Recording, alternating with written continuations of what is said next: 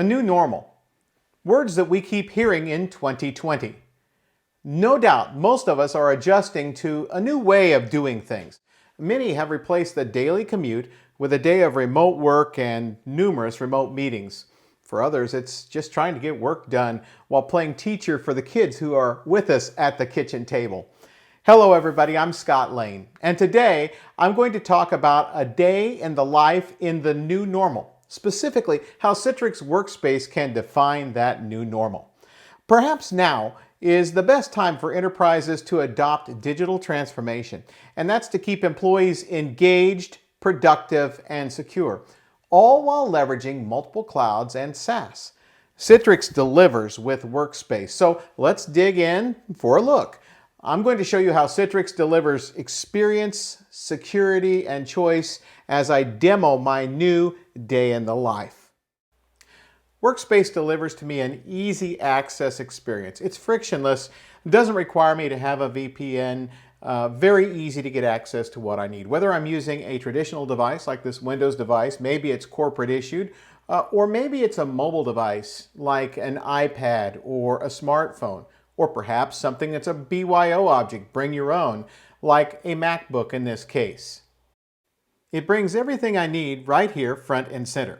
Now in the center there's an activity feed, and this feed is used to keep me engaged and up to date on the things that are affecting me throughout the day, to cut down on the noise and make sure the things that I need to know are very much front and center for me. Now there are also actions, and these are common tasks within certain applications that I might regularly do, and these allow me to execute those tasks without having to fully open the applications and go into them and figure out how to process whatever it is I'm needing to get done.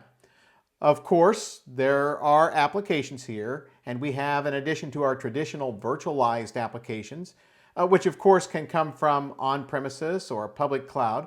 We also have software as a service, as you can see here with Salesforce or Office 365 or Workday. And of course we have virtual desktops, and our desktops can come from any cloud, public or private.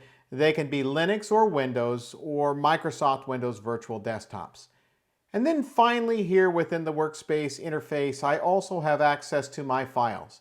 I have connectors to get me back to the files that I might have stored on storage inside the corporate enterprise, as well as third-party cloud shares that I might have, like for example Google Drive or OneDrive for Business. And from here, within these folders, I can actually go right into this and let's say I need to share off a file with somebody.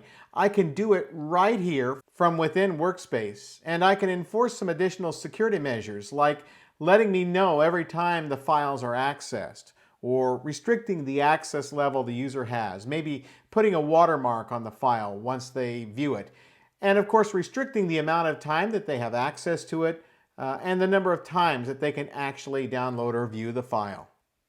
So now that you've seen what Workspace looks like, let's put it into action, and let's take care of some simple tasks that normally would take a lot of time, but I'll get done very quickly. They'll get done right here within Workspace. I'm going to use my iPad for this. So I'll go ahead and open Workspace, and I can see that there are some things that need my attention. For example, I have an employee here who has submitted her expense report, and I don't have to open the Concur application or SAP or whatever it is we use for expenses and log in, try to find that report and approve it.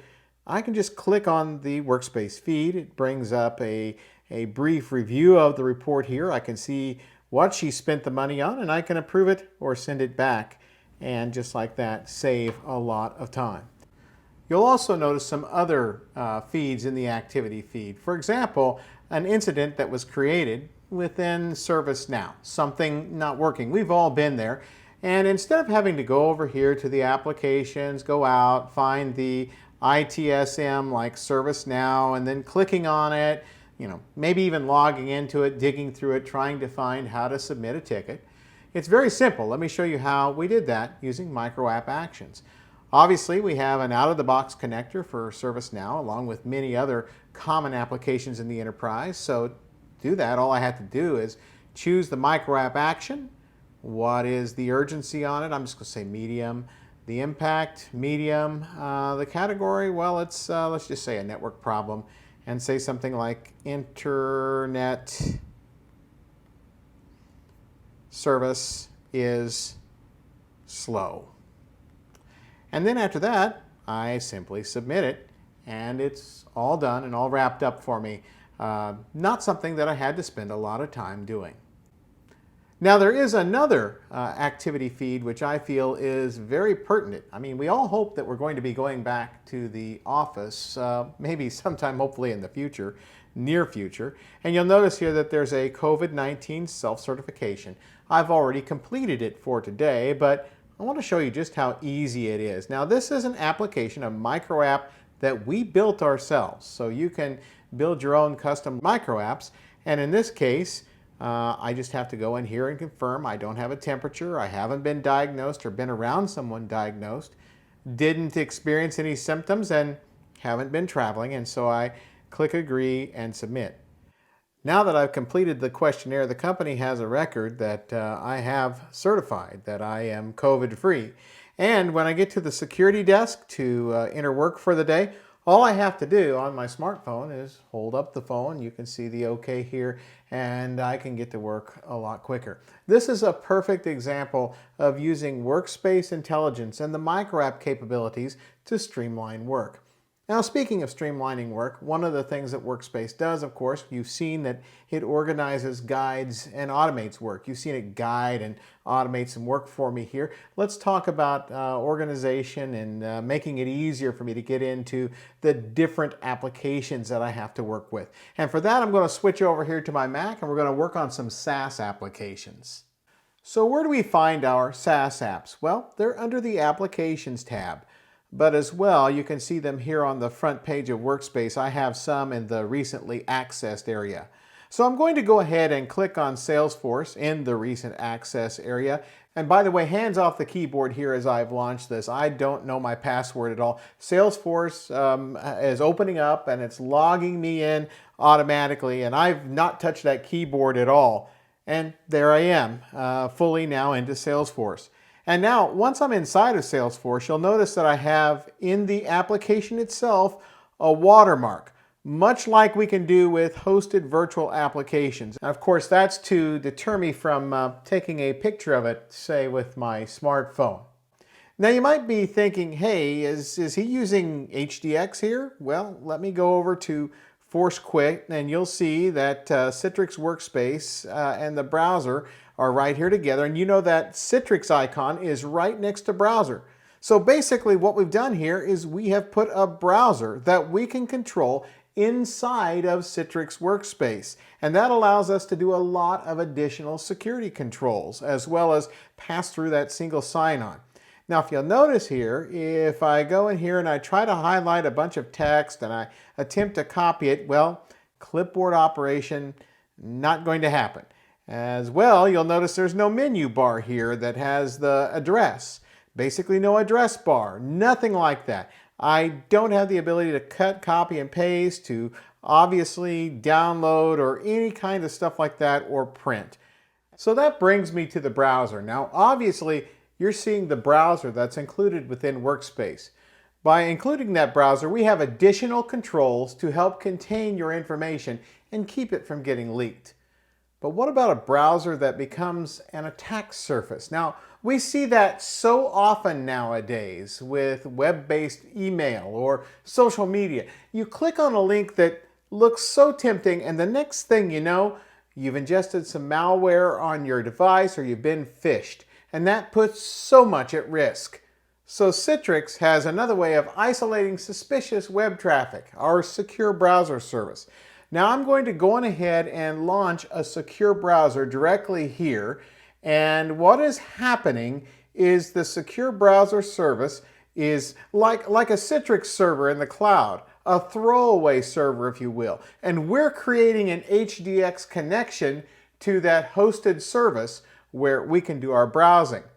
Now in the time that we're in that secure browser service, if we go somewhere that we shouldn't, and let's say we pick up some kind of malware, well guess what?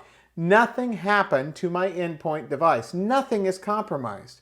We can redirect links to the secure browser service from within the secure workspace access service. So when we're inside of a workspace browser, the local browser, and we get a link and it goes to something we think is suspicious, maybe we aren't sure if we trust it, we can send it to the secure browser service.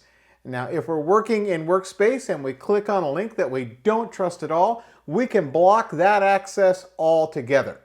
And those protections will follow the user no matter where they are, even when they're working from home. So now, let's turn our attention to another level of security that we can add within Workspace, and that is the App Protections Policy. And for that, I'm going to switch over here to my Windows device. You might notice we have a virtual meeting running here. You'll see why I have that in just a few minutes. I've opened the Edge browser and went to the URL for Workspace, and I'm going to go ahead and securely log on. Until now, we've been using the full Workspace app downloaded to my devices. But as you can see here, users can also gain access in a web browser. Now that I'm logged in, let me point out that I don't have any VPN connection on this device. But I can access pretty much everything I need to do my work.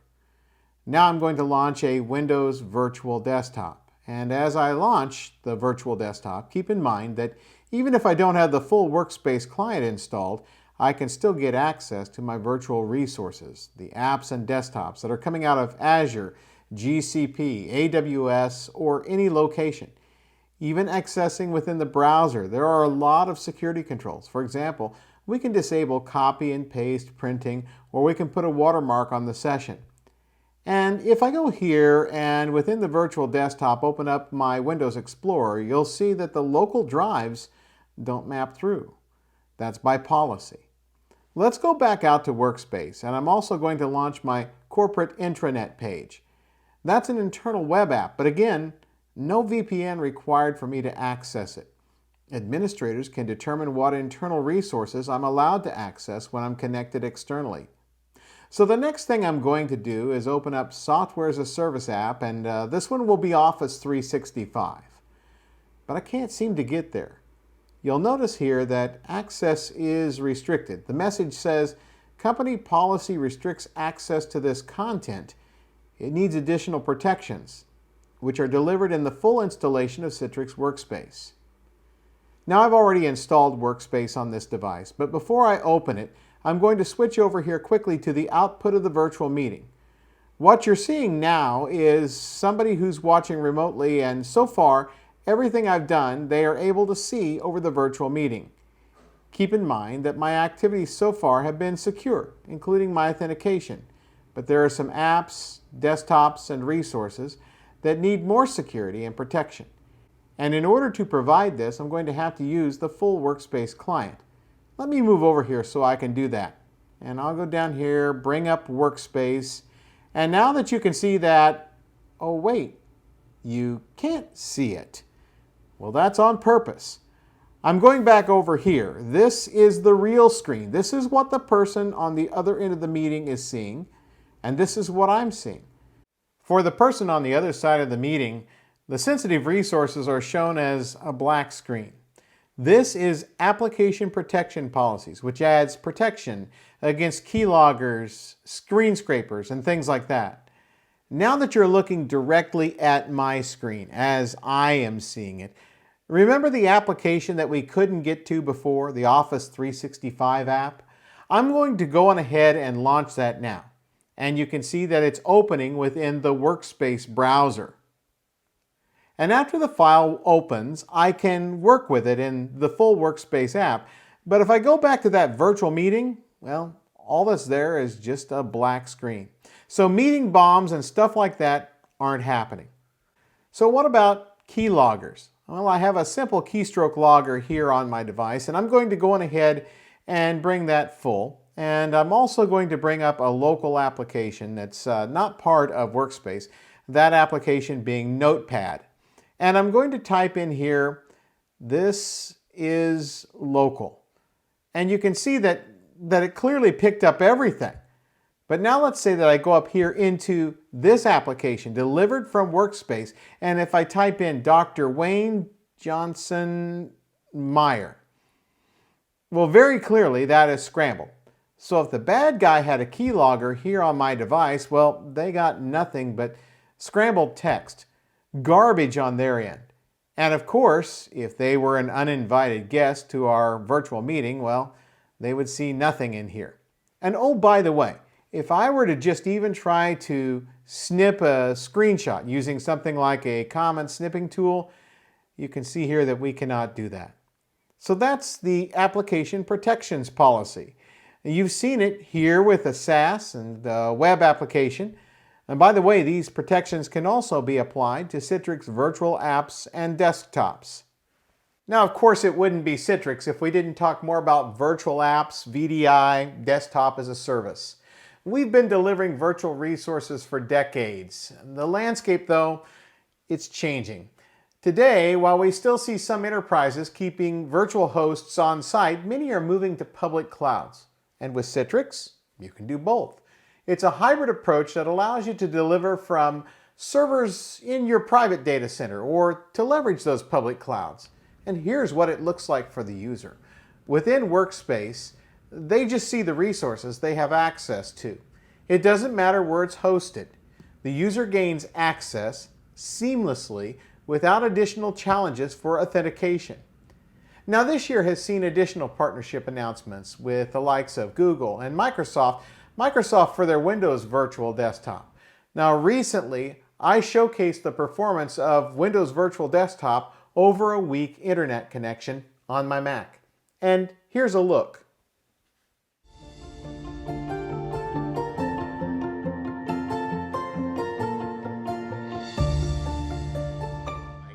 And I'm going to click on WVD Americas.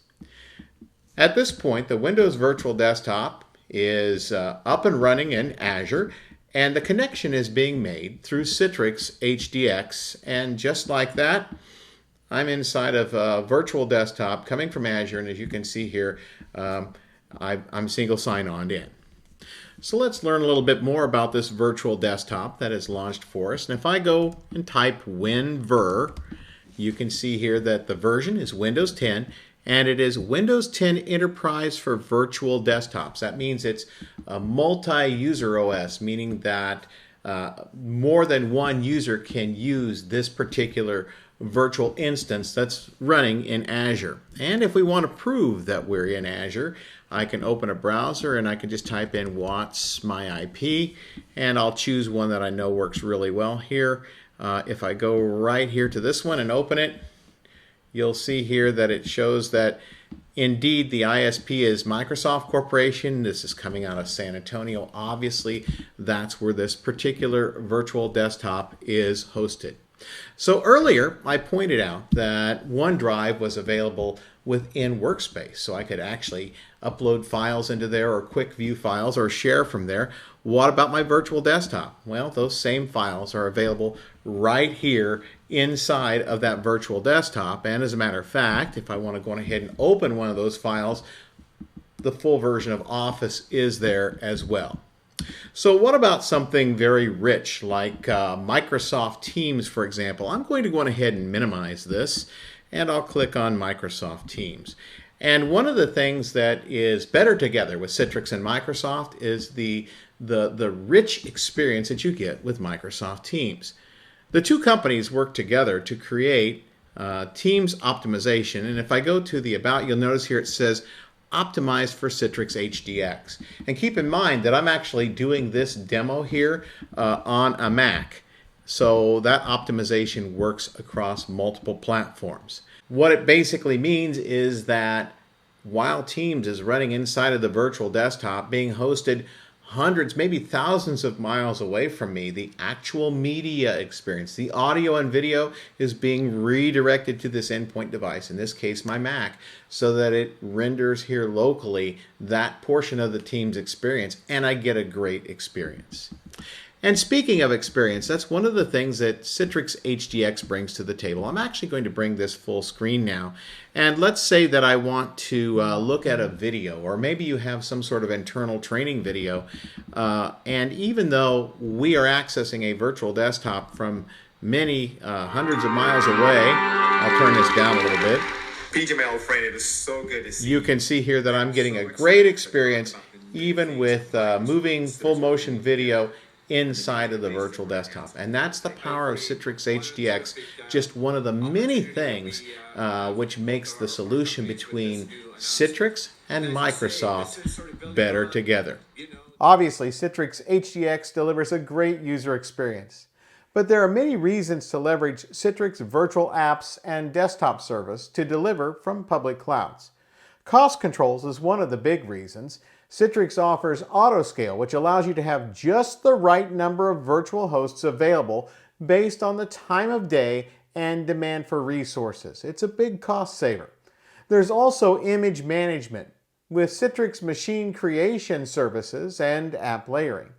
And of course, an added security layer with Citrix Analytics. To keep user access secure and safeguard your digital world, you need to continuously watch, check, and ensure that security protocols are in place for the entirety of the user's access. So let's take a look at Citrix Analytics service. It's simple to start collecting data and learning about the user patterns in your environment. Just enable the different Citrix services. The more services you enable that are delivered by Citrix, the more data sources you can select, the more data you will ingest. You can also collect and apply data from Microsoft's Graph platform. Now, if we go out here and look at the security overall dashboard, we can see that we have several users who have rising risk scores. So, for example, Georgina has had some interesting things go on in the last day or so. You can see that her security risk score has gone through the roof. She's at like 99. Now, before I go deeper into what's going on here with Georgina, you might be asking, how do we take action in this situation? Well, in Georgina's case, the administrators got the alert and they were able to take certain actions as they were watching the events unfold. But we're not always able to watch everything that's going on in a large enterprise, especially with so many people working remotely these days. In that case, we can set up autonomous actions based upon certain thresholds. You know, if a user passes a threshold, does maybe something they shouldn't be doing, the autonomous analytics platform can actually take action automatically inside of the system. It can record more data about what's going on, or maybe lock their account or log the user out completely. I'll show you more on that in just a moment, but first let's dig in a little bit more here into what's going on in Georgina's situation. Looking at this full day report, if I go down here, I can quickly pick up on a few things. Like she was coming in through a gateway this morning and she had some endpoint analysis scan failures. And she was at that time in the eastern US. And then if we go up here a little higher, she accesses at applications at unusual times. And she's in a completely different time zone, far away, Tonga time. And then just what is it? Maybe not even 14 minutes later, a log on from Ireland? Well, obviously, this is an impossible traveler situation. And Georgina's credentials have probably been lifted somehow, and there's probably some bad actors gaining access on her behalf. That's when we can benefit from those autonomous actions. You might notice here that the administrators saw the things going on and they started session recording manually. Now, more on session recording in just a moment. But if we were to set up autonomous actions, let's say that we go here and then go to custom policies, and then let's set up a new policy. And then let's say that if the situation is that the user is accessing through a gateway from what appears to be a suspicious IP address. And then let's say that it's the first time access on a new device. Then we can set up basically an action where we can request the user in this case to respond. And if the user does not respond, then we can basically kick them off the session, notify administrators, so on and so forth. So we basically have an automated way to alert them that something might be going on. Now, let me go back here and maybe create a different policy here. Let's say that we're working inside of a virtual app or desktop. Now, by the way, you can monitor all the different things that we can collect here. You know, things like content collaboration, software as a service applications, gateway service, access controls, and so on and so forth. But let's say that we feel there might be data exfiltration. Something is triggering the system. So what are we going to do on this trigger within the Citrix Virtual Apps and Desktop service? Well, let's just autonomously kick in session recording. And that's without the person logged in even knowing what's happening.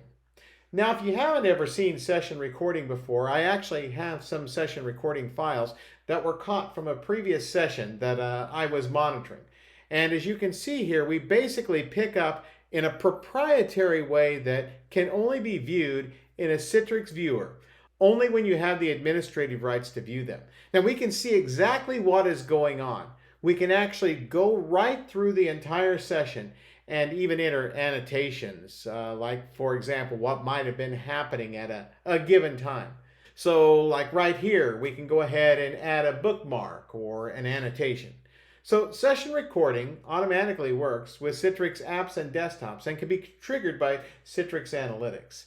So I've barely scratched the surface with Citrix Analytics. There are so many insights collected and numerous actions that can be configured autonomously. The Analytics platform also provides insight on the user experience as well. So what is the new normal for your workers? Is their day-in-the-life experience one that is powered by intelligence? Does it keep employees engaged and on task? Are you providing frictionless access for users to be able to easily and efficiently work? Citrix Workspace provides these experiences, and it brings together multiple clouds and cloud services. These are all demands, needs from businesses today as we try to navigate the new normal brought to us in 2020. Hopefully, in our time together here today, you've seen how Citrix Workspace can be the platform to power transformation with experience, security, and choice.